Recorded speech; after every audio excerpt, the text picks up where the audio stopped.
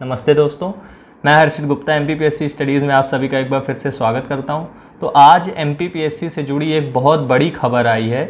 Paper में छपा है, एमपीपीएससी से रिलेटेड एक न्यूज़ आई है, आप देख पा रहे होंगे। इसमें लिखा है कि आगामी 3 माह में एमपीपीएससी की जो मुख्य परीक्षा है 2019 के लिए, जिसका प्रारंभिक परीक्षा हो चुका है फरवरी में, वो आगामी 3 माह में उसकी मुख्य परीक्षा जो है वो ली जा सकती है।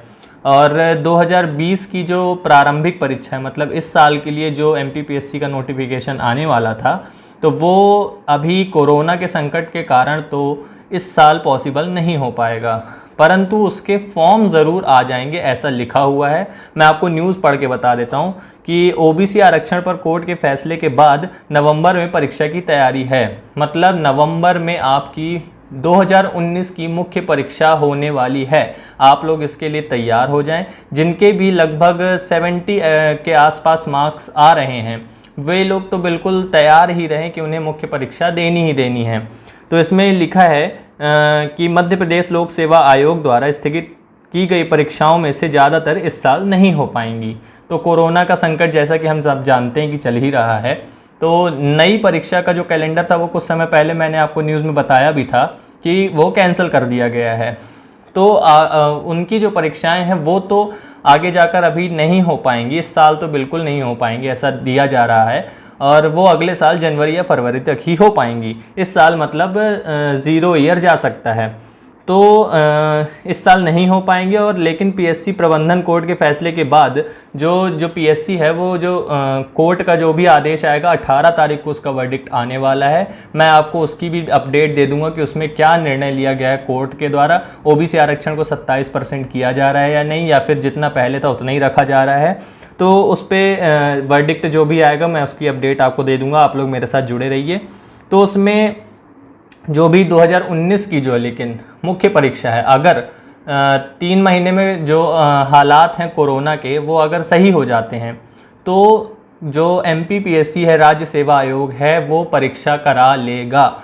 ये चीज़ आप लोग ध्यान में रखिए। बिल्कुल भी आप लोग हल्के में मत लीजिए इस चीज़ को, और ये मत सोचिए कि कोरोना के हालात सही हो या नहीं हो। जैसे कि सारी गतिविधियां चालू हो ही चुकी हैं, अनलॉक 3.0 की प्रक्रिया भी चालू हो चुकी है देश में। तो आप लोग ये याद रखें कि जैसे ही स्कूल और कॉलेज खुलेंगे, वैसे ही मुख्य परीक्षा आयोजित करा ली जाएगी। जैसे ही पॉसिबल होगा कि सेंटर बनाने के लिए स्कूल कॉलेज अवेलेबल हैं, वहाँ पे पूरा सैनिटाइजेशन करा के और आपकी मुख्य परीक्षा आयोजित कर ली जाएगी। लगभग 9000 छात्र जो हैं वो मुख्य परीक्षा में, 2019 की मुख्य परीक्षा में शामिल होंगे। और पोस्ट तो आपको लगभग 540 के लगभग थी, ये आप जानते ही होंगे। और आप लोग बिल्कुल तैयारी रखें, तैयारी करते रहें, बिल्कुल भी हल्के में ना लें। मैं आपको बार बार बोल रहा हूँ, हल्के में बिल्कुल भी ना लें कि पेपर कब होगा, कैसे होगा। आप इस चीज़ को छोड़ दें, क्योंकि एमपीपीएससी हमेशा से ही सरप्राइज़ देता रहता है। जैसे ही उसे समय मिलेगा, थोड़ा भी कोरोना के हालात ठीक होते हैं देश में, जो कि हो भी रहे हैं, तो अगर और ज़्यादा अच्छे हो जाते हैं माहौल, और हम सब भी चाहेंगे कि हो जाए, क्योंकि सभी परेशान हैं पीएससी से कि कब पेपर होगा, कब नहीं होगा। अगर जैसे ही इसके एग्ज़ाम के हालात बन जाते हैं कि एग्ज़ाम करा लेना चाहिए, तो एग्ज़ाम हो जाएंगे।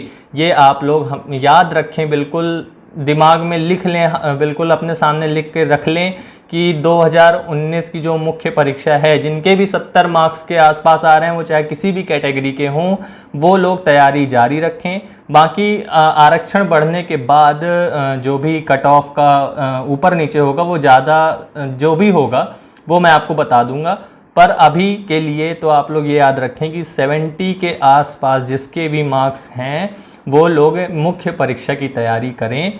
और अगर जिसके नहीं हैं, वो अगले साल कोरोना सही होते ही, क्योंकि इन्होंने दे दिया है कि वो नोटिफिकेशन जारी कर देंगे और फॉर्म भी भरा लिए जाएंगे।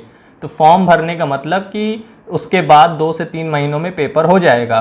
वैसे तो 1 महीने में हो जाता है, पर अगर कोरोना से हालत और ख़राब रहे तो वो 2 से 3 महीने में हो जाएगा।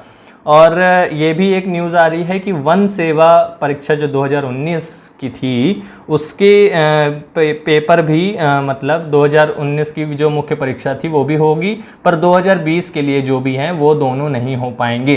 तो ये आप लोग याद रखें। और मैं आपको इसकी और भी न्यूज़ देता रहूँगा जो भी समय समय पर आती रहेगी।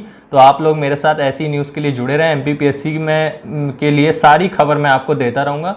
तो कृपया अगर आपने चैनल को लाइक शेयर सब्सक्राइब नहीं किया, सब्सक्राइब ज़रूर कर लें ताकि आपको बिल्कुल लेटेस्ट न्यूज़ जल्दी से जल्दी मिल सके। और मैं आपको 18 तारीख की न्यूज़ के बारे में भी बता दूंगा, जो भी आएगा कोर्ट का वर्डिक्ट। तो आप लोग इसके लिए भी तैयार रहें। जो भी आएगा निर्णय हम उसे कैसे स्वीकार करना है, क्या करना चाहिए क्या नहीं करना चाहिए, वो चीज़ का ध्यान हमेशा रखें ज़रूर। बिल्कुल आगे की स्ट्रेटेजी बना कर चलें कि कैसे अगर हो जाता है मुख्य परीक्षा के लिए तो हमें मुख्य परीक्षा की तैयारी भी कर लेनी चाहिए। चालू ही होगी आप लोग की, मैं ऐसी आशा करता हूँ कि आप लोग की परीक्षा की तैयारी चालू होगी और जो भी 5 महीने वो वेस्ट नहीं गए होंगे आपके। और अगर वेस्ट चले भी गए हैं किसी तरह तो अभी भी आपके पास 3 महीने लगभग हैं पूरे। आप लोग बिल्कुल तैयारी कर लें अच्छे से, हर एक सब्जेक्ट को लिख कर आंसर राइटिंग की तैयारी करें। पढ़े बस नहीं, आंसर राइटिंग करें, क्योंकि वहाँ परीक्षा में आपको जाके आंसर लिखने हैं, ना शॉर्ट नोट्स बनानी है वहाँ जाके, ना आपको वहाँ पे जो भी आपने दिमाग में रट रखा है वो चीज़ करना है, आपको वहाँ पर आंसर लिखने हैं। तो आप लोग ये ध्यान रखें कि आंसर राइटिंग के साथ ही मेंस की तैयारी करें।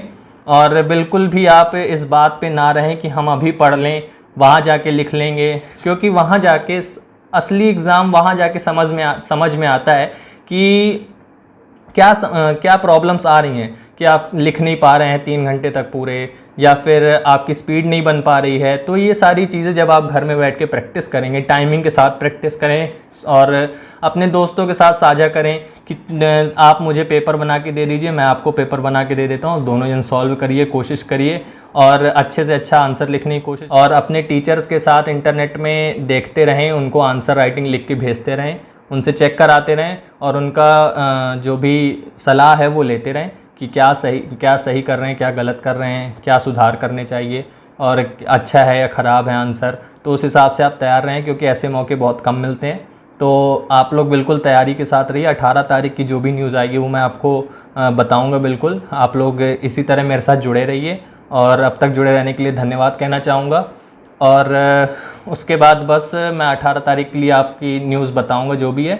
तब तक आप लोग मेंस की तैयारी चालू कर दें। नवंबर माह में मेंस होंगे और प्री के लिए जो नया सिलेबस आया वो मैंने समझाया है पूरा और मैं उसको कवर भी करूंगा। तो प्री के लिए आप लोग जुड़े रहिए और प्री की भी तैयारी जो लोग करना चाहते हैं वो चालू कर दी, जिनके नंबर कम हैं या फिर जो नए एस्पिरेंट आए हैं वो अगर तैयारी चालू करना चाहते हो तो चालू कर दें, क्योंकि उनके लिए भी बहुत कम टाइम ही बचा है। क्योंकि पेपर नए सिलेबस के हिसाब से किस हिसाब से आएगा वो हम पहले से प्रिडिक्ट नहीं कर सकते। तो आप लोग हर तरह से तैयारी रखें तो आपके लिए बहुत अच्छा होगा। और जैसा कि आप देख रहे हैं आरक्षण अगर बढ़ जाता है तो बहुत अधिक हो जाएगा, तो जो जनरल के लोग हैं वो लोग तैयारी और भी अच्छी रखें, क्योंकि उनको अधिक मार्क्स लाने की ज़रूरत पड़ेगी। तो इस तरह आप तैयारी स्ट्रैटेजी के साथ बढ़ें। बिल्कुल भी आप ऐसे तैयारी ना करें कि आप की तैयारी बिखरी हुई लगे। आप पेपर देने के बाद आपको ये समझ में आएगा कि मेरी तैयारी बिखरी हुई थी। तो आप एक ऑर्गेनाइज वे में तैयारी करते रहिए और तब तक के लिए मैं आप लोगों से यही बोलूँगा कि पढ़ते रहिए और मैं आगे की न्यूज़ आपको बताऊँगा। तब तक के लिए जय हिंद, जय भारत दोस्तों।